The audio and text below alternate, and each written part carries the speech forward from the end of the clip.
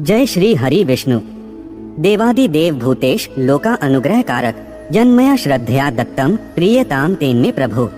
अर्थात हे देवादिदेव महादेव, आप समस्त प्राणी जगत के स्वामी हैं। आप सारे संसार पर अपनी कृपा दृष्टि रखने वाले हैं। हे प्रभु, हमने जो कुछ भी श्रद्धा पूर्वक आपको समर्पित किया है उससे आप प्रसन्न होने की कृपा करें, जिससे हमारा कल्याण हो सके। आप अभिनंदन और स्वागत है। भगवान श्री वेद व्यास जी द्वारा रचित श्री गरुड़ महापुराण के दिव्य ज्ञान के माध्यम से आज की अपनी प्रस्तुति में हम प्रेत और प्रेत योनि के बारे में जानकारी देने का प्रयास कर रहे हैं। जब गरुड़देव ने भगवान श्री हरि से कहा कि हे मधुसूदन परमात्मन, अभी तक आपने जो ज्ञान मुझे दिया उससे मैं तृप्त हो गया हूँ। हे प्रभु, मैंने सुना है कि एक प्रेत योनि भी होती है जिसे अनेक प्रकार के मनुष्यों को भोगना पड़ता है।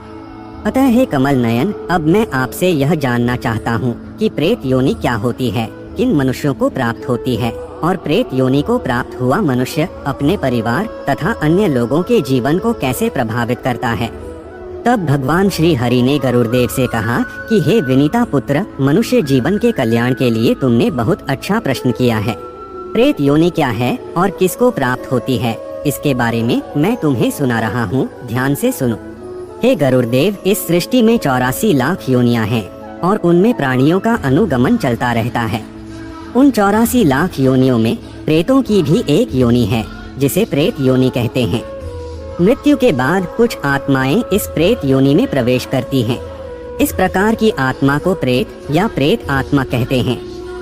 मनुष्य जीवन मिलने पर जो मनुष्य अपने जीवन पर्यंत असंतुष्ट रहते हैं, अपने हित के लिए दूसरों को दुख देकर सदैव ही पाप कर्म करते हुए दौड़ते भागते रहते हैं तथा कभी भी संतुष्ट नहीं होते हैं और अंत समय तक भी उनकी असीमित अभिलाषाएं अपूर्ण रह जाती हैं, मृत्यु होने के बाद वे प्रेत योनि में प्रवेश करते हैं और प्रेत बन जाते हैं।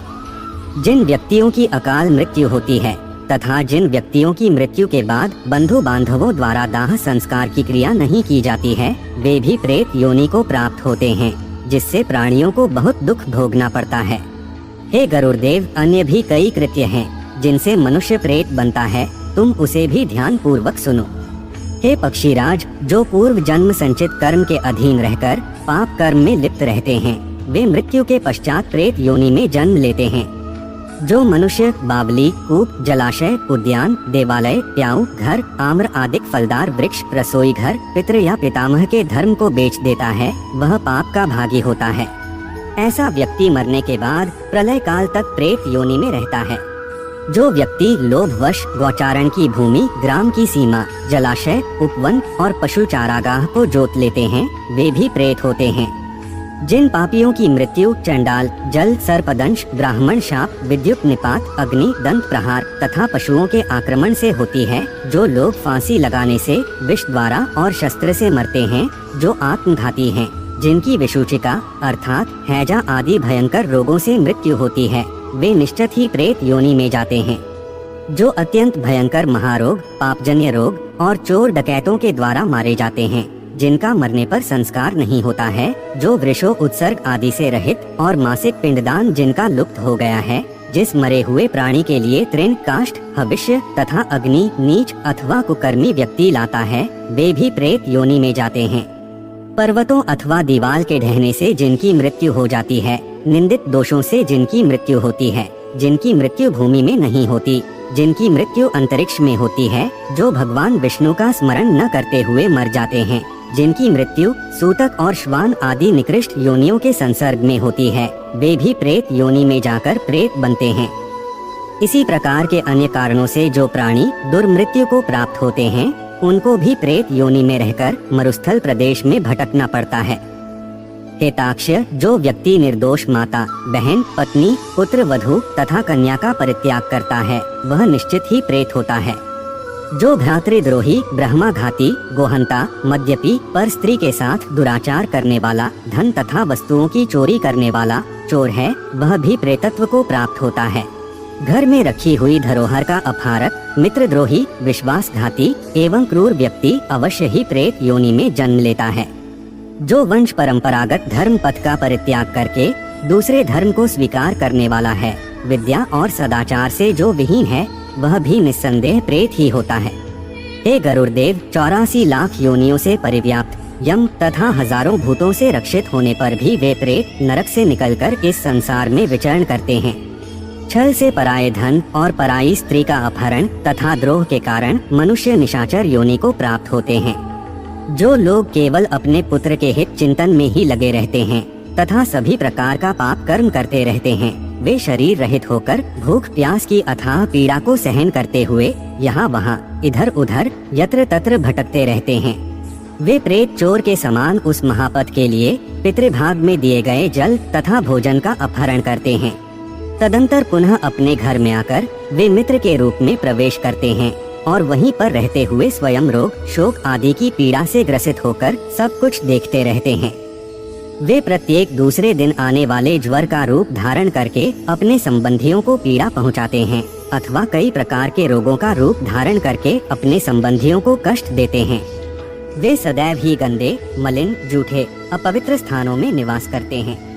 इन स्थानों पर निवास करते हुए उन प्रेतों के द्वारा सदैव अभिलक्षित संबंधियों अथवा प्राणियों को कष्ट देने के लिए शिरोवेदना, विषूचिका तथा अन्य कई प्रकार के रोगों का रूप धारण किया जाता है। इस प्रकार वे दुष्कर्मी प्रेत नाना प्रकार के रोग, दोष इत्यादि में प्रवृत्त होते हैं।